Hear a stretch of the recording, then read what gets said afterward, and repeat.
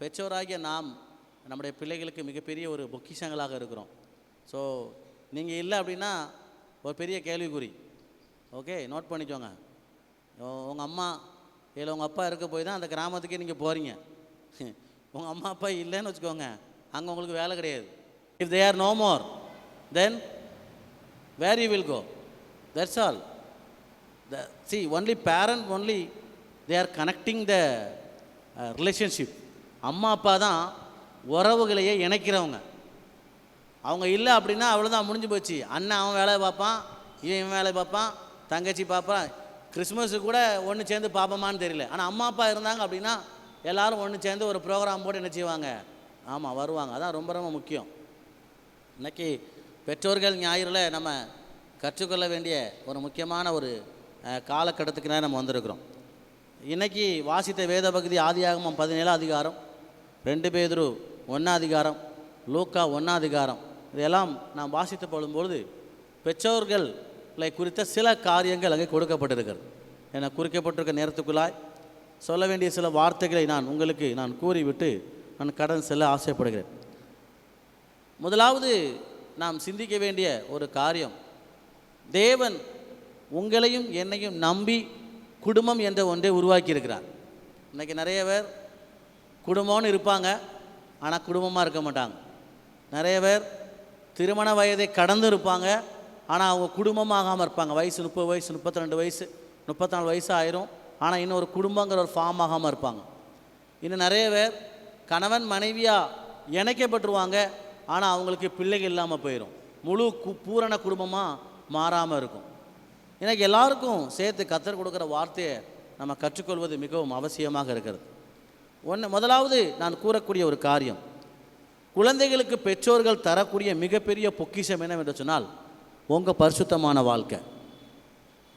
உங்கள் பரிசுத்தமான வாழ்க்கை பிள்ளைகளுக்கு நம்ம கொடுக்கக்கூடிய மிகப்பெரிய பொக்கிஷம். பெற்றோர்கள் கொடுக்கக்கூடிய மிகப்பெரிய பொக்கிஷம் என்னவென்று சொன்னால் the holy life we are living in front of the children. அதான் ரொம்ப முக்கியமான ஒன்று. உங்கள் கள்ளத்தனம் பிள்ளைகளுக்கு தெரிஞ்சிட்டு அப்படின்னா ஆட்டோமேட்டிக்காக அவங்க மனசில் வேறு ஏதோ ஒன்று குக்காயிரும். சரியில்லை, அம்மா சரியில்லையே, அப்பா சரியில்லையே. when we are telling something in our family, our children are curiously watching. யாரை குறித்து சொல்கிறாங்க, எவங்களை குறித்து சொல்கிறாங்க. it is very good that you cut them off. உங்கள் வார்த்தையிலேருந்து அவங்க நவுட்டி விடுவது நல்லது. சில டைம் வீட்டில் பெரியவங்க வீட்டில் உள்ளதை பேசிக்கிட்டு இருப்பீங்க, உங்கள் அம்மா இல்லை உங்கள் வீட்டில் உள்ள சித்தி சித்தப்பா பெரியம்மே அவங்க கதையெல்லாம் நம்ம பேசிகிட்டு இருக்கோம். Sometime we are talking about all our elderly people some matter. our children are curiously watching. better ask them to go. Mone, son, please get out or get away. You go and play. Myself and my mummy is talking. நம்ம சொல்ல வேண்டியது மிக மிக முக்கியமான கட்டம். ஏன்னா they are listening what we are talking. நம்ம என்ன பேசுகிறோம் அப்படிங்கிறது இப்போ அவங்களுக்கு ரியாக்ஷனாக பண்ண மாட்டாங்க, ஆனால் அவங்க மனசில் என்ன செஞ்சிடும் சொல்லுங்கள், ஆழமாக பதிஞ்சிடும். அம்மா அம்மா அத்தையை குறித்து தப்பாக பேசுனாங்க, அப்பா அண்ணனை குறித்து தப்பாக சொன்னாங்க, பெரியப்பாவை பற்றி தப்பாக பேசுனாங்க, ஆட்டோமேட்டிக்காக மனசில் எழுதிடும். திரும்ப அவங்கள கரெக்ஷன் பண்ண முடியாது, திரும்ப மாற்ற முடியாது. நீங்கள் என்ன தான் உங்கள் பிள்ளைகளுக்கு முன்னாடி எங்கள் மாமி மாதிரி வருமா அப்படின்னு நீங்கள் சொன்னாலும் பிள்ளைங்க மனசு சிரிப்பாங்க. நீங்கள் வீட்டில் என்ன சொன்னீங்கன்னு எனக்கு தான் தெரியும் மம்மி அப்படின்னு மனசு நினைப்பாங்க, உங்கள் முன்னாடி சொல்ல மாட்டாங்க. Always being a parent, leave a holy life in front of the children. உங்கள் பிள்ளைகள் முன்னாடி பரிசுத்தமான வாழ்க்கை வாழ்வதற்கு நாம் கற்றுக்கொள்ள வேண்டும். அதனால்தான் வாசித்த சுவிசேஷ பகுதியிலே லூக்கா எழுதின சுவிசேஷ புஸ்தகம் 1 அதிகாரம் அதனுடைய 6வது வசனம் இவ்வாறாக சொல்லப்பட்டிருக்கிறது, அவர்கள் இருவரும் கர்த்தரிட்ட சகல கற்பனையின்படியையும் நியமங்களின்படியையும் குற்றமற்றவர்களாய் நடந்து தேவனுக்கு முன்பாக நீதி உள்ளவர்களாய் இருந்தாங்க. Saint look chapter 1 verse 6 says, அவங்க எலிசபெத் சகரியா அவங்களுடைய வாழ்க்கை சமுதாயத்தில் குடும்பத்தில் சபைக்கு முன்னாடி எப்படி இருந்துச்சான்? கர்த்தர் இட்ட சகல கற்பனைகளும். யாரு? சகரியா மட்டும். ஏன்னா அவர் தானே ஃபாதரு. அப்படி இருக்குதா? இல்லை. யாரு? அவங்க இருவரும், கணவன் கணவன் மனைவி, ஹஸ்பண்ட் அண்ட் ஒய்ஃப். இங்கே சொல்லப்பட்டிருக்க ரெண்டு பேரும் இருவரும் என்னவா? கர்த்தர் இட்ட சகல கற்பனைகளின்படியையும், அப்புறம் நியமங்களின்படியையும், அப்புறம் குற்றமற்றவர்களாய் நடந்து they live a life of blamelessness. யாரும் குற்றஞ்சாட்டாத ஒரு வாழ்க்கை ரெண்டு பேரும் வாழ்ந்தாங்க. கணவன் மனைவியா, குடும்பமா. பிள்ளை இல்லை, அது ஒரு பக்கம், பிரச்சனை ஒரு பக்கம். But let me leave a life of holy. நான் ஒரு பரிசுத்தமான ஒரு வாழ்க்கையை இந்த சமுதாயத்தில் நான் வாழ்ந்து காட்ட போகிறேன். இன்னைக்கு சமுதாயத்தில் நீங்கள் பார்த்தீங்க அப்படின்னா, பிள்ளைகள் பெற்றோரை கேள்வி கேட்க வேண்டிய நிலைமைக்கு சில பெற்றோருடைய வாழ்க்கை அடங்கி இருக்கிறது. பிள்ளைங்க கொஞ்சம் வளர்ந்த பின்னாடி அப்பாவை பார்த்தோ அம்மாவை பார்த்தோ கேள்வி கேட்க ஆரம்பிச்சிடுறாங்க. நீங்கள் சரியா? நீங்கள் யோக்கியமா? நீங்கள் அப்படி பண்ணீங்க, நீங்கள் இப்படி சொன்னீங்க. அந்த நிலைமைக்கு இன்னைக்கு சமுதாயம் மேலே வந்துக்கிட்டே இருக்குது. மிகப்பெரிய டேஞ்சரஸ், மிகப்பெரிய ஒரு ஆபத்தை நோக்கி சமுதாயம் போயிட்டு இருக்குது. பெற்றோரை கனம் பண்ணாத பிள்ளைகள். தேவன் கொடுத்த கற்பனைகளில் மிக பிரதான கற்பனை, ஆண்டவரை கனம் பண்ணு, அவர் ஒருவருக்கே ஆராதனை செய்யி. அந்த டாப்பிக்லே, அந்த 5லேயே அந்த 5வது யாரை சொல்லிட்டாரு? உன்னுடைய தாயையும் தகப்பனையும் என்ன செய்? கனமன். பிரைமரி ஸ்கூல் அங்கே முடியுது. உன் தகப்பனையும் உன் தாயையும் கனமன். எப்படி? You alone, he alone worthy to praise. அவர் ஒருவரே கனத்திற்கும் மகிமைக்கும் பாத்திரவான். அதை போலவே நமக்கு கொடுக்கப்பட்டிருக்கிற பெற்றோர்கள் நமக்கு மிகப்பெரிய பொக்கிஷங்களாக இருக்கிறாங்க.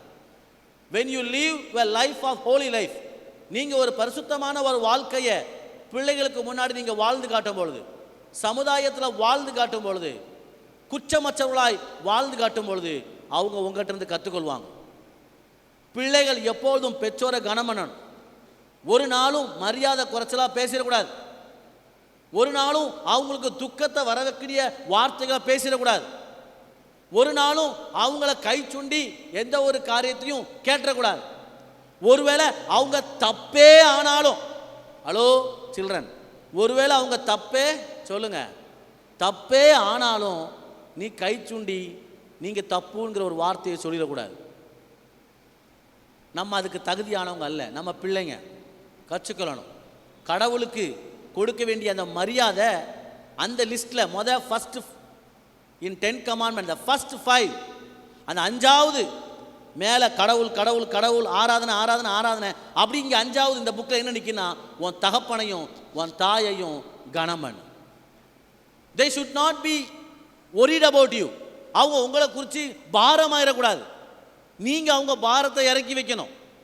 அந்த காலத்தில் 7 பிள்ளைங்க 8 பிள்ளைங்க 9 பிள்ளைங்க 10 பிள்ளைங்க. இன்னைக்கு ஒன்னே ஒன்று. ஐயோ ஃபாதர் ஐயா, நான் படுற பாடு யாருக்கு தெரியும்? ஒன்னே ஒன்று. திங்க் அபவுட், நம்முடைய பிள்ளைகளுக்கு முன்னாடி ஒரு பரிசுத்தமான ஒரு வாழ்க்கை வாழவில்லை என்று சொன்னால் நம்முடைய பிள்ளைகள் பாக்கியவான்களாக இருக்க மாட்டாங்க. Note the point. நம்ம நீதிமான்களான ஒரு பரிசுத்த வாழ்க்கை வாழவில்லை என்று சொன்னால் நம்முடைய பிள்ளைங்க பாக்கியவான்களாக இருக்க முடியாது. நீங்கள் ஒரு வசனத்தை வாசித்து பாருங்கள். நீதிமொழிகள் 20வது அதிகாரம் அதனுடைய 7வது வசனத்தை வாசித்து பாருங்கள். Proverbs chapter 20 verse 7. நீதிமான் தன் உத்தமத்தில் நடக்கிறான், அவனுக்கு பிறகு. Proverbs chapter 20 verse 7, correct. அவனுக்கு பிறகு அவனுடைய பிள்ளைகளும். யாருக்கு பிறகு? அவனுக்கு பிறகு. பைபிள் அப்படி தானே இருக்குது. அவன்னா யாரு? பெற்றோர் தங்களுடைய நீதித்துவத்தில் they are living in the righteous life. அவங்க ஒரு நீதித்துவ வாழ்க்கையில் வாழ்கிறாங்க. அவங்க காலத்துக்கு பின்னாடி, யார் காலத்துக்கு பின்னாடி? பெற்றோருக்கு ஒரு காலம் முடியும்ல, அவங்க காலத்துக்கு பின்னாடி யாரு பாக்கியவான்களா இருப்பாங்களாம்?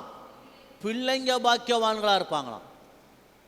Children will be blessed when we live the life of holy life.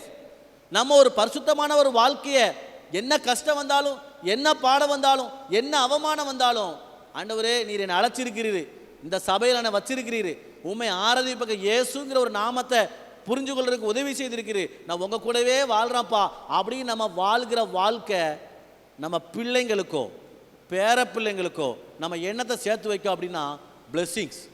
பிள்ளைங்க அவங்களுக்கு பிறகு அவங்க பிள்ளைங்க எப்படி இருப்பாங்களாம்? பாக்கியவான்களாக இருப்பாங்களாம். அதுதான் சங்கீதம் 128 சங்கீதம் 1 என்ன இருக்குது?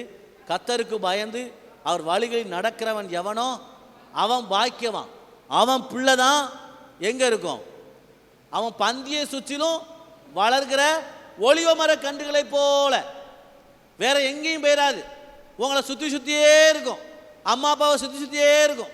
கல்யாணம் கட்டி கொடுத்தா அதோட தொலைஞ்சிச்சுன்னு போயிடக்கூடாது, சுற்றி சுற்றியே இருக்கணும். இந்த வாழையடி வாழைன்னு சொல்கிற கேள்விப்பட்டிருக்கீங்களா? வாழையடி வாழை.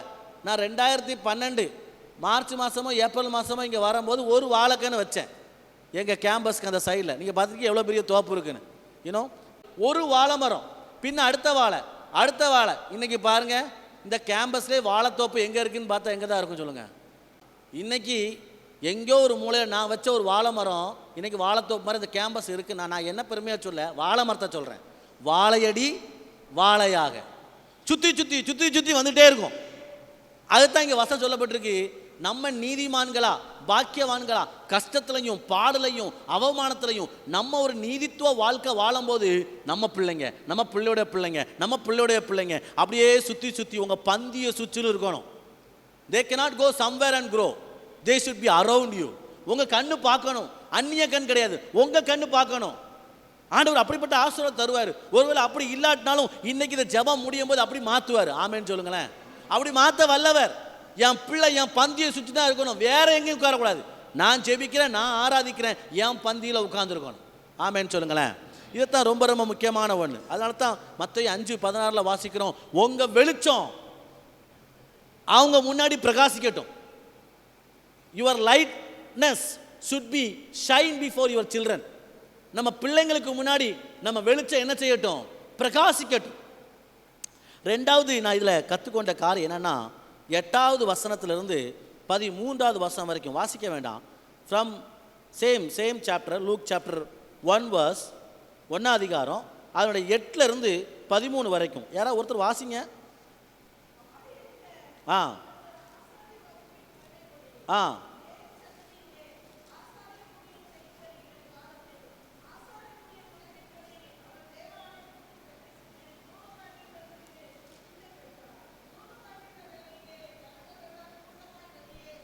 பதிமூணாவது வசனம். தூதன் அவனை நோக்கி, சகரியாவே பயப்படாதே, உன் வேண்டுதல் கேட்கப்பட்டது. சகரியா பயப்படாத, உன் வேண்டுதல் கேட்கப்பட்டது. கப்ரியேல் தூதன் கடந்து வந்து சகரியா தன்னுடைய ஆசாரியத்துவ பணியை செய்துக்கிட்டு இருக்கும் போது, he is on job, he is on ministry, அவன் செய்து கொண்டிருக்கும் பொழுது கப்ரியேல் தூதன் தோன்றி சொல்லக்கூடிய ஒரு வார்த்தை, பயப்படாத, உன் வேண்டுதல் கேட்கப்பட்டது. கிழவன் யாரு? யாரு சொன்னது? யாரு கிழவன்னு சொன்னது? யாரு? அவரே தான் சொல்லுவார், நான் தான் கிழவன் ஆயிட்டனே, எனக்கு எப்படி புள்ள பிறக்கும்? ஐ ஆம் ஓல்டு மேன். சபை வரலாறு சொல்லப்பட்டிருக்கு, ஏறத்தாழ அவருக்கு 70 வயது இருக்குமா, 65லேருந்து 70 வயது. இப்போ உனக்கு உன் வேண்டுதல் என்ன செய்யப்பட்டது சொல்லுங்க? I have here your prayer. எப்போ 35 வயசில் கேட்டேன், 75 வயசில் தர போகிறாரு. ஊரே சிரிக்கும், சிஸ்டர்ஸ்லாம் சிரிக்க பாருங்க. நான் கல்யாணம் முடிஞ்ச பிந்தி கேட்டேன் பிள்ளை வரம் தாங்கன்னு, அப்புறம் கிளவியும் கிழவனும் ஆன பிந்தி ஆண்டவர் சொல்கிறாரு, உன் வேண்டுதல் கேட்கப்படுது. நானாக சொல்லிப்பேன், வேண்டாம் சாமி வச்சுக்கோங்க, அந்த வேண்டுதலை பக்கத்து வீட்டில் கொண்டு கொடுங்க, எனக்கு வேண்டாம். இனி ஊரே பார்த்து என்ன செய்ய போகுது சொல்லுங்க? சிரிக்க போகுது. இங்கே ஆண்டவர் சொல்றாரு, உன் வேண்டுதல் கேட்கப்பட்டது. இங்கே நான் நோட் பண்ணி வச்சிருக்கிறேன், நீங்கள் ஜெபிக்கிற பெற்றோராக இருக்கணும். என்ன பெற்றோராக இருக்கணும்? ஆமாம், நீங்கள் செபிக்கிறத உங்கள் பிள்ளைங்க என்ன செய்யணும்? Let your children should watch your prayer life. உங்கள் ஜெப வாழ்க்கை உங்கள் பிள்ளைகளுக்கு தெரிஞ்சிருக்கணும். அம்மா காலையிலே ஜெபம் பண்ணுவாங்க, அப்பா காலையில் என்ன செய்வாங்க சொல்லுங்க, ஜெபம் பண்ணுவாங்கன்னு தெரிஞ்சுக்கணும். எங்க அம்மா காப்பி போட்டு காப்பியை கொண்டு அப்பா கிட்ட கொண்டு போனதான் அப்பா என்ன செய்வாங்க, எந்திப்பாங்க அப்படின்னு மண்டையில் ஆயிட்டு அப்படின்னா அவனும் அப்படித்தான் இருப்பான். அவன் தலைமுறையும் அப்படித்தான் இருக்கும். என்ன செய்வான்? பொண்டாட்டிக்கு வேலை ஆவான், போய் காப்பி போட்டு வா, அப்போ தான் நான் என்ன செய்வேன், எந்திப்பேன். அப்படி அல்ல. Let your life should be a prayer life, prayerful life. நீங்கள் ஜெபிக்கிற பெற்றோராக இருக்கணும். கல்யாணம் முடிஞ்ச அடுத்த செகண்டே அன்னைக்கு உட்கார்ந்து ஜெபிக்க ஆரம்பிச்சணும். என் குடும்பத்தில் முதல்ல என்ன வரணும்? ஜெப சத்தம் தான் கேட்கணும். கல்யாணம் பண்ண போகிறவங்களுக்கு சொல்லிக்கிறேன், ரொம்ப ஆசைப்படுறவங்க இருக்கீங்க பார்த்தீங்களா? ஆண்டவரே, எனக்கு கிடைக்கிறவன் புருஷனாக இருக்கட்டும் இல்லை மனைவியாக இருக்கட்டும், நாங்கள் கை கோர்த்து எப்படி இருக்கணும்? ஜெபிக்கிறவங்களா இருக்கணும். உன் ஜெபம் கேட்கப்பட்டது. பல ஆண்டுக்கு பதில் வரலைன்னு வச்சுக்கோங்க, உங்கள் ஜெபத்தை ஆண்டவர் மறந்துட்டாருன்னு நினச்சிடாதீங்க. நம்ம நினைப்போம் இவங்க நம்மளை மறந்துட்டாங்கன்னு. என் ஜெபத்துக்கு ஆண்டவர் பதில் தரல, 12 வருஷமாக கேட்குறேன், அவர் மறந்துட்டார் அப்படின்னு மட்டும் நீங்கள் நினைக்காதீங்க. அது 14வது வருஷம் 18வது வருஷம் கூட இந்த மாதிரி குண்டக மண்டகம் என்ன செய்வார் சொல்லுங்க பார்க்கலாம்? ஆசீர்வாத தர வல்ல தேவன் நம்முடைய தேவனாக இருக்கிறார். ஆமென். நிறைய தடவை நமக்கு அடிக்கிற பிரச்சனையிலையும் போதப்பா சாமி, இது என்னத்தை போட்டு ஜெபிச்சு இது என்ன நல்லதாக மாறப்போகுது, இது இப்படியே இருந்துட்டு போகட்டும், கழுத போய் தொலையட்டும் அப்படின்னு மனசில் ஒரு எண்ணம் வரும்போது ஆண்டவர் சொல்ல, இல்லை இல்லை இல்லை இல்லை, ஒரு ஜெபம் கேட்கப்படும். நான் வச்சிருக்கிறேன். இன்னைக்கு கிடையாது, இது நடக்கும். உன் கண்ணு பார்க்கும், அதை நான் ஆசீர்வாதமாக முடிச்சு கொடுப்பேன். இதைத்தான் ஆண்டவர் சொல்கிறார். அதனால தான் யாக்கோபு 15:16 சொல்லப்பட்டிருக்கு, நீதிமான்கள் செய்யும் ஊக்கமான ஜெபம்.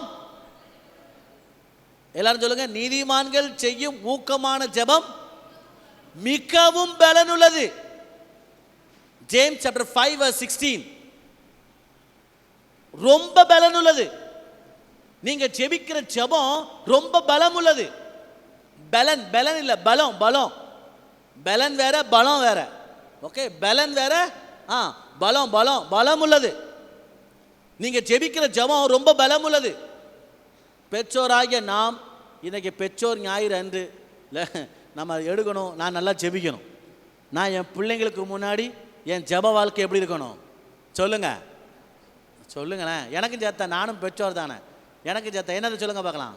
நல்லா நான் ஜெபிக்கிறவனாக இருக்கணும். மம்மி ப்ரேயர் பண்ணுறாங்க, எங்கள் மம்மிக்கு இது ப்ரேயர் டைம். 9 மணியா, எங்கள் அம்மா எனக்கு எங்கேயும் வரமாட்டாங்க, பேச மாட்டாங்க. அங்கே என்ன நடந்துகிட்டு இருக்கும்? ஜெபம் நடந்துக்கிட்டு இருக்கும். Let people should know. ஜெபத்தாலே சாதிக்கணும், அழுது புலம்பு சாதிக்காதீங்க. அண்ணம்மான்னு ஒரு அம்மா இருந்தாங்க சாமுவேலில், அவங்க எதாலே சாதிச்சாங்க? ஜெபத்தாலே சாதிச்சாங்க. பிள்ளை வேணும், ஆனால் ஜெபத்தில் தான் சாதிப்பேன். புருஷன்ட்ட சண்டை போட்டேன், நடக்கலை. சக்காலத்தி தப்பாக பேசுகிறா, ஒன்றும் பிரச்சனை இல்லை. ஏன்? சர்ச்சு பாஸ்டர் கூட என்னை பார்த்து ஆட குடிகாரி அப்படின்ட்டாரு இல்லையா பாஸ்டர்? ஆமாம், குடிகார பொம்பளை காலையில் வந்து என்னஞ்சிட்டு இருக்கு, தண்ணி போட்டு வந்து இங்கே உட்காந்துருக்குது போல அப்படின்னு சொல்லாச்சு. ஆனாலும் நான் எதனால சாதிப்பேன்? ஜெபத்தினால தான் சாதிப்பேன். I will prove through my prayer. எல்லாத்தையும் எதனால ப்ரூவ் பண்ணணும்? கொஞ்சம் தூக்கி பேசிட்டேன்னா நீங்கள் பெரிய ஆள் ஆகிட்டீங்கன்னு நினைப்பாங்க வீட்டில். அப்படி கிடையாது. நம்ம எவ்வளோதான் கத்தி பேசினாலும் ஜெபம் இல்லைன்னா உன்னால் சாதிக்க முடியாது. ஜெபம் இல்லைன்னா சாதிக்க முடியாது. இன்னைக்கு காலையில் நான் கேலண்டரை பார்த்துட்டு இருந்தேன். இன்றைக்கி எத்தனாம் தேதி அப்படின்னு பார்த்துட்டு இருக்கும்போது அந்த கேலண்டரில் ஒரு வேர்டு இருந்துச்சு. என்ன அப்படின்னா, வெற்றி தோல்விக்கு சரியாய் நிர்ணயிக்கும் இடம் உன் ஜெப அறை. வெற்றியையும் தோல்வியையும் நிதானிக்கக்கூடிய அறையை தான் உங்கள் ஜெப அறையாம்.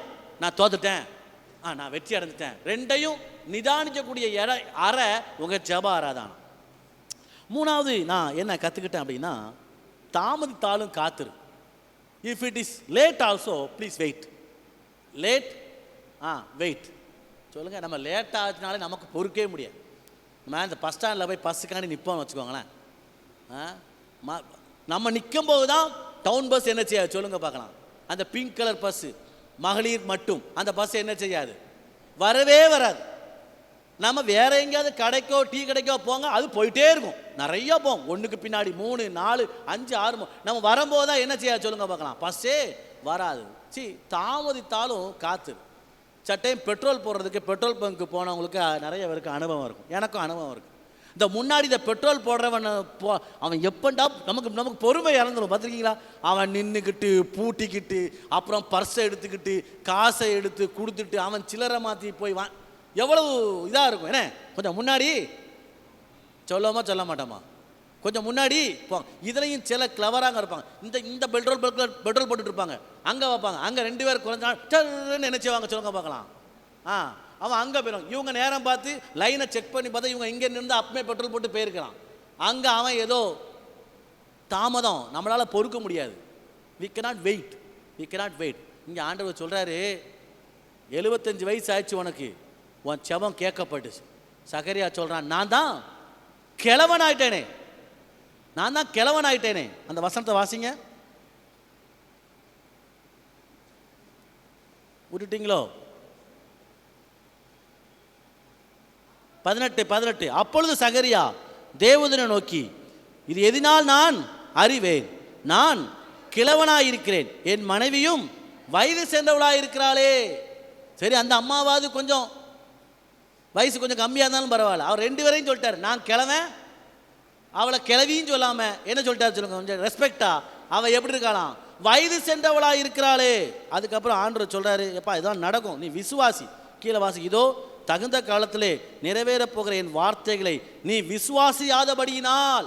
இன்னைக்கு டைட்டிலே அதுதான், தேவனுடைய வாக்குத்தத்தத்தை விசுவாசிங்க, ஆண்டவர் சொல்றதை நம்புங்க. இவர் இப்படித்தான் சொல்லிட்டே இருப்பார், பாதருக்கு ஒரு வேலையே இல்லை, அவர் வாராரு, அவர் பிரசங்கம் பண்ணிட்டு போறாரு அப்படின்னு நினைக்காதீங்க. கர்த்தருடைய வார்த்தையை விசுவாசிங்க. அது இப்படி நீ விசுவாசியாதபடியினால் இவைகள் சம்பவிக்கும் நாள் மட்டும் நீ பேசக்கூடாத ஊமையா இருப்ப. நிறைய தடவை ஆண்டவர் நமக்கு தார அற்புதங்களை நம்முடைய கண்கள் காணலை, நம்முடைய காதுகள் கேட்கல. ஆனால் நம்ம என்ன செய்யறோம்னா விசுவாசிக்கிறதே கிடையாது. அதுதான் ஆண்டவர் சொல்ல, நீ விசுவாசிக்காம தேவையில்லாத வார்த்தையை யார்ட்டையும் போய் நீ சொல்லிடக்கூடாது. அதனால குழந்தை பிறக்கிற வரைக்கும் நீ எப்படி இரு ஊமையாவே இரு. இதைத்தாங்க ஆபிரகாம் பக்கமே பாருங்க, அந்த சாராமா சொல்லும், இவர் வேற வேலை இல்லாமல் 2 பேரும் பேசிக்கிட்டு இருக்காங்க புள்ள பிறக்கிற கதையை பற்றி. பெக்க வேண்டியது நான் தானே இல்லையா? அந்த அம்மா அப்படி தான் யோசிச்சிருக்கும் கிச்சனில் உட்காந்துட்டு. பிள்ளைய பெக்க போகிறது யார்? நான். ஆபிரகாம்கிட்ட என்ன பேசிக்கிட்டு இருக்காங்க தூதர்கள் வந்து வேலைகளை பேச வேண்டியது ஏன்ட்ட, நான் தான் பிள்ளைய பெக்க போகிறேன். அங்கே யார்கிட்ட பேசிக்கிட்டு இருக்காங்க? ஆபிரகாம்கிட்ட பேசிட்டு இருக்காங்க. இது எங்கே நடக்க போகுது, நான் தான் கிளவி ஆயிட்டேனே, ஸ்திரீகளுக்குள்ள எல்லா வழிபாடும் எனக்கு இன்னும் போச்சு, எனக்கு தானே தெரியும். இயற்கையாகவே it is not possible pastor, father, it is not possible. ஆனால் ஆண்டவர் இட் இஸ் பாசிபிள், இது நடக்கும், இது சாத்தியமாகும். எல்லாமே உங்கள் விசுவாசத்தில் தான் இருக்குது. நிறைய இடத்துல நீங்கள் ஊமையாக இருக்குது காரணம் உங்களால் பேச முடியல. பார்த்தீங்களா, உங்கள் குடும்பத்தில் போய் 4 வார்த்தை நறுக்குன்னு கேட்கணுமோ கேட்க முடியலையே, வாய் ஊமையாயிட்ட. என்னன்னா உங்கள்கிட்ட விசுவாச குறைச்சேன். விசுவாசத்தை பெருக பண்ணுங்க, ஆண்டவர் மேலே விசுவாசத்தை வைங்க. தேவனாலே கூடாத காரியம் ஒன்றுமே இல்லை. இது மனுஷனால் கூடாதுதான், தேவனாலே சொல்லுங்க எல்லாமே கூடும். அதுதான் இங்கே மிக தெளிவாய் சொல்லப்பட்டிருக்கிறது. நல்ல பெற்றோர் தாமதித்தாலும் காத்து, குறுக்கு புத்தி இல்லை, ஷார்ட்கட் இல்லை. ஆண்டவற்றிருந்த ஆசீர்வாதத்தை பெறுவதற்கு they did not make any shortcut. Abraham made a shortcut. Okay, நமக்கு பிள்ளை இல்லை, ஆண்டவர் தாரஞ்சு நிறைய தரல, வரட்டும், வந்தாமா ஆகார மாட்ட போங்க, அப்படியே ஒரு சந்ததி வரட்டும், அந்த பிள்ளை. இந்த ஷார்ட்கட் இங்கே இல்லை. ஆண்டவருடைய ஆசீர்வாதத்தில் ஷார்ட்கட்டை தேடி போல, குறுக்கு புத்தி இல்லை. என் தேவனை என்னை ஆசீர்வதிப்பார். நான் செய்ய வேண்டிய ஒன்னே ஒன்று, நான் என்ன செய்யணும், ஆண்டவரை சொல்லுங்க, நான் விசுவாசிக்கணும். தாமதித்தாலும் அதற்கு காத்து. தாமதம் என்பது நிராகரிப்பு அல்ல, சிறந்ததை பெறுவதற்காக. ஆமென் சொல்லுங்க. தாமதங்கிறது நிராகரிப்பு அல்ல. You are not rejected, you are not in waiting list. But உனக்கு பெஸ்ட்டானது உனக்கு இன்னும் வரல. சிலவங்க சொல்லுவாங்க, எனக்கு இன்னும் வரல, ஐ ஆம் இன் வெயிட்டிங் லிஸ்ட். நோ, இது ரயில்வே ஸ்டேஷன் கவுண்டர் கிடையாது, வெயிட்டிங் லிஸ்ட் போட்டு வைக்கிறதுக்கு. உங்களுக்கு பெஸ்ட்டானதை தருவதற்காக தான் தேவன் தாமதப்படுத்துகிறார். அதான் ஆபகம் 2:3 சொல்லப்பட்டிருக்கு, தாமதித்தாலும் அது வரும். தாமதம் உங்களுக்கு கிருபையை கொண்டு வரும், தாமதம் கர்த்தருடைய மகிமையை கொண்டு வரும். ஏன் லாசரு வாரதுக்கு 4 நாள் ஆச்சு, தாமதம் என்ன கொண்டு சொல்லுங்க பார்க்கலாம். தேவனுடைய மகிமை வெளிப்பட்டதே. உங்கள் குடும்பத்தில் தேவனுடைய மகிமை வெளிப்படுவதற்காகவே அது தாமதமாக இருக்கும். சந்தேகப்படவே கூடாது. சந்தேகமின்றி விசுவாசிகன். சந்தேகப்படுறவனுக்கு ஒன்றுமே வாழ்க்கை என்ன செய்யாது, நடக்காமே போயிடும். கடைசியாக நான் சொல்ல விரும்புகிறேன், 24வது வசனத்தை இங்கே வாசித்து பார்த்தீங்கன்னா verse 24. அந்நாட்களுக்கு பின்பு அவன் மனைவியாகி எலிசபெத் கர்ப்பவதியாகி ஜனங்களுக்குள்ளே எனக்கு உண்டாயிருந்த நிந்தை நீங்கும்படியாக கர்த்தர் இந்த நாட்களிலே தேவன் என் அவமானத்தை மகிமையாக மாற்றினார். இந்நாள் வரைக்கும் மலடி அப்படிங்கிற ஒரு பட்டத்தோடு நான் உட்கார்ந்துருந்தேன். என் அவமானத்தை மாற்ற வல்ல தேவன் என் அவமானத்தை, நிந்தன்னு சொன்ன அவமானம், என் அவமானத்தை, என் குடும்ப அவமானத்தை கர்த்தர் இணைஞ்சிட்டாரு, மாற்றிட்டார். தேவன் உன் வீட்டின் அவமானத்தையும் அவர் மாற்ற வல்லவர். அதுதான் இங்கே நான் பார்த்துட்டேன். அவர் சொல்றார், என் நிந்தையை கர்த்தர் மாற்றிட்டார். எனக்கு ஜனங்கள் மத்தியில் சரியான நிந்தையாக இருந்துச்சு. நம்ம மனுஷன் குறுகிய கண்ணோட்டத்தில் தான் நம்ம எல்லாத்தையுமே பார்ப்போம். ஏன் இப்போ நம்ம வீடுகளாக இருந்தான்னு சொன்னால் கண்டிப்பாக நான் சகரியாவாக இருந்தான்னா கபல் தூதன்ட்ட காலை பிடிச்சி கேட்டிருப்பேன், வேண்டாம் தூதன், வேண்டாயா சாமி, இதுக்கப்புறம் எனக்கு ஒரு பிள்ளைய என்ன செஞ்சிடாதிரும் சொல்லுங்க. இதுக்கப்புறம் ஒரு பிள்ளைய 66 வயசு 67 வயசு அப்படின்னு சொல்ல பாட்டியாக வேண்டிய வயசில் இப்போ தான் அவங்களுக்கு கன்சீவ் வளகாப்பு போடுறதுக்கு நாங்கள் என்ன செய்கிறோம் சொல்லுங்கள், கூட்டு போகிறோன்னு சொன்னால் எப்படி இருக்கும்? அதுதான் இங்கே நடக்குது. 68 69 வயசு பாட்டிக்கு வளகாப்பு போடுறதுக்கு என்ன பண்ணுறாங்க, அதுக்கு என்ன சொல்லுவாங்க, சீமந்தம்மா. அதை பண்ணுறது கூட்டு போகிறோம். எப்படி இருக்கும் பாருங்களேன். நம்மளாக இருந்தால் பயங்கரமாக கிண்டல் பண்ணியிருப்போம். நல்லா ஸோ அது வந்து சமுதாயமே ஒரு மாதிரி பார்க்கும்ல. ஆனால் இந்த அம்மா அதை அப்படியே ஆப்போசிட்டாக பார்க்குது. இந்நாள் வரைக்கும் நான் புள்ள இல்லை நம்ம சிரிச்ச பத்தியா, இன்னைக்கு கர்த்தர் எனக்கு என்ன வந்திருக்காரு. ஆமாம், குழந்தை இல்லாதவங்க தான் அந்த வேதனை இருக்கும். நான் 14 வருஷம் 15 வருஷம் 20 வருஷமாக எனக்கு ஆண்டவர் கற்பத்தின் கடியை தரலையே அப்படின்னு. இன்றைக்கி நிறைய பேர் பிள்ளை வேண்டான்னு தைரியமாக என்ன செஞ்சிடுறாங்க, ஆமாம் மருத்துவமனைக்கும் இல்லை தேவையில்லாத சாப்பிட்டு பிள்ளைய ஒன்றும் இல்லாமல் ஆக்குறாங்க. எத்தனையோ நபர்கள் 14 வருஷம் 15 வருஷமாக காத்திருக்காங்க, ஆண்டவர் எனக்கு ஒரு பிள்ளை தர மாட்டாரா, ஆண்டவர் எனக்கு பிள்ளை தர மாட்டாரா, எனக்கு அந்த பிள்ளை, எனக்கு 2 பிள்ளை இருந்துச்சுன்னா அவன் என்ன காப்பாற்றிருப்பானே, ஐயோ அவங்களுக்கு பிள்ளை இருக்குதே. யோசித்து பாருங்க நம்முடைய குடும்பங்கள் இருப்பாங்க. இன்றைக்கி நம்ம ஜெபிக்க போகிறோம் அவங்களுக்காக. கர்த்தர் கற்பத்தின் கனியை கொடுப்பார். கற்பத்தின் கனி கர்த்தரால் வரும் சுதந்திரம். அவர்தான் சுதந்திரத்தை காப்பாற்றுகிற தேவன் அவமானத்தை நிந்தைய மாற்றி அமைக்கிற தேவன். இந்த வசனத்தை நான் வாசிக்கும் பொழுது எனக்கு ரொம்ப ரொம்ப பிடிச்சிருக்கிற காரணம் இதுதான். டக்குன்னு நீங்கள் நோட் பண்ணுங்க. இனி நான் செய்ய வேண்டியது, எங்கள் பேங்கில் ஜெப முதலீடை போட்டு வைப்பேன். என்ன முதலீடு? பேங்கில் ஃபிக்ஸட் டெபாசிட் போட்டு வச்சுருக்கீங்களா? FD fixed deposit. ஆமாம், எதை நீங்கள் போட்டு வைக்கணும்? எஃப்டி என்னது ஜெப முதலீடு. ஐயா நீங்கள் வந்து லேண்டில் நீங்கள் கொஞ்சம் முதலீடு பண்ணுங்கள், இல்லை கோல்டில் முதலீடு பண்ணுங்கள், இல்லை நீங்கள் அதில் சொல்லுவாங்க கேட்டிருக்கீங்களா, அந்த பிஸ்னஸில் முதலீடு பண்ணுங்க. ஆண்டவர் உங்களையும் என்னையும் பார்த்து சொல்கிறாரு, நீ எதில் முதலீடு பண்ணு? ஜெபத்தில் முதலீடு பண்ணு. ஆமேன்னு சொல்லுங்கள். நீங்கள் அமைதியாக இருக்கிறத பார்த்தா எனக்கே பயமாக இருக்குது. ஜெபத்தில் முதலீடு பண்ணுங்கள். எதுக்கெல்லாம் ஜெபிக்கணும்? அன்னாள்கிட்டருந்து கற்றுக்கணும். 1 சாமுவேல் 1:10-20. முதல்ல எனக்கு நல்ல பிள்ளைகளை வளர்க்கக்கூடிய திறமைகளை தாங்கன்னு ஜெபம் பண்ணுங்க. ஆண்டவரே என் பிள்ளைங்க நல்ல பிள்ளைங்களாக வளரும். 2, என் பிள்ளைகளை நான் ஆண்டவருக்கு ஒப்பு கொடுப்பேன். ஒருவேளை பிள்ளைங்க கல்யாணம் வீட்டு போயிட்டாங்க, ஆண்டவரே என் பேர பிள்ளைகளை நான் என்ன செய்யுங்க சொல்லுங்க, ஆண்டவருக்கு ஒப்பு கொடுக்குறேன். ஆண்டவருக்கு ஒப்பு கொடுத்து பாருங்களேன். He will take care of everything, including beauty, including handsome. He will take care. நம்ம போட்டு ஹாய் ஹேண்ட்ஸம் பேரன் லவ்லிய ராவணன் தேவையே கிடையாது. கருப்பு மஞ்சளை போட்டு தேய்ச்சி பிள்ளைய அழகாக்கணும் தேவையே கிடையாது. He will take care of everything. நீங்கள் ஆண்டவருக்கு ஒப்பு கொடுத்தா செஞ்சது அண்ணம்மா. ஓகே, 1 சாமுவேல் இருந்தான். தேவ சித்தத்தில் பிள்ளையை வளர்க்கணும். தேவ சித்தத்தில் ஆண்டவர்கிட்ட கேட்கணும் ஒவ்வொரு நாளும் ஜெபத்தில், ஆண்டவரை என் பிள்ளைகளை தேவ சித்தத்தில் வளர்க்கணுமப்பா. ஒருவேளை கை மீறி போயிட்டானே, பரவாயில்ல, இன்னும் டைம் இருக்குது. ஆண்டவரே உங்கள் சித்தத்தின்படி அவனை என்ன செய்யுங்க, வளங்கப்பா. எனக்கு தகுதி இல்லைப்பா, நீங்கள் வளங்கப்பா. 3 சொன்னேன், 3 ஜெப குறிப்பு. 1 என்ன சொன்னேன், பிள்ளைகள் நல்லா வளர்க்கணும். 2, கர்த்தருக்கு ஒப்பு கொடுக்கணும். 3, தேவ சித்தத்துக்கு அர்ப்பணிக்கணும். மனோவா ஜோமனா மனோவா நியாயாதிபதிகள் 13 அதிகாரம் 8வது வசனம். Judges chapter 13:8. மனோவா ஜோமனா என்ன சொன்னா, பிள்ளைங்களை எப்படி வளர்க்கணும். ஆண்டவரே என்ன கத்தாங்க, என் பிள்ளைகளை எப்படி சொல்லுங்க. It's very much important. பிள்ளைகளை எப்படி வளர்க்கணுங்கிற ஞானத்தை தாங்கன்னு பெற்றோர்களுக்கு. Every parent should ask every day, Lord give me the wisdom to make or to make or to teach or to discipline my children in right way. யோபு ஜெபம் பண்ணா. யோபு 1:5 ஆண்டவரே என் பிள்ளைங்க எங்கேயாவது தப்புன்ட்டு வந்திருப்பாங்கப்பா, பிள்ளைகளுக்கு பரிசுத்தத்தை கட்டளையிடுங்கப்பா. 1:5 இருக்குதா? வாசிக்க வேண்டாம், டயம் இல்லை. 1:5 பிள்ளைகளின் பரிசுத்தத்துக்காண்டி ஜெபம் பண்ணணும். பிள்ளைங்க கல்யாணம் கட்டி போனாலும், பிள்ளைங்க வீட்டில் வாலிப பிள்ளைகளாக இருந்தாலும், பிள்ளைங்க ஸ்கூலுக்கு போனாலும், சாயங்காலம் வந்த உடனே அம்மா அப்பா என்ன ஜெபம் பண்ணணும்? இப்போ பேரை சொல்லிடுவேன். 2-3 பேர் என் கண்ணுக்கு முன்னாடி காட்டுறாங்க ஆண்டவர். நான் பேரை சொல்லுவேன், அம்மா அப்பா பேரை. நம்ம பிள்ளைகளுடைய பரிசுத்தத்துக்காண்டி கேட்கணும். ஏசப்பா எங்கள் பிள்ளைங்க ஸ்கூலுக்கு போனாங்க, காலேஜ் போயிட்டு வந்தாங்க, வேலைக்கு போயிட்டு வந்தாங்க, இங்கே எங்கெங்கே என்னென்ன பண்ணிட்டு வந்தாங்களோ என் கண்ணுக்கு என்ன செய்யாது, தெரியாது. என் பிள்ளைகளை என்ன செய்யும்? பரிசுத்தமாகும். எதுக்கு ஜெபம் பண்ணணும்? எதுக்கு ஜெபம் பண்ணணும்? பரிசுத்தத்துக்கு. ஆண்டவரே என் பிள்ளைகளை பரிசுத்தமாகும். எவ்ரிடே பெற்றோராகிய நீங்கள் நானும் ஜெபிக்கணும். உலகம் பொல்லாது, சீக்கிரம் கேவலப்படுத்திடுவான், சீக்கிரம் அசிங்கப்படுத்திடுவான், சீக்கிரம் பிள்ளைகளை ஒன்றும் இல்லாமல் ஆக்கிடுவான். We should pray every day, Lord bring holiness to my children. எனக்கு மெட்ரோபாலிட்டன் ஜெபம் பண்ண எனக்கு இன்னும் ஞாபகம் இருக்குது.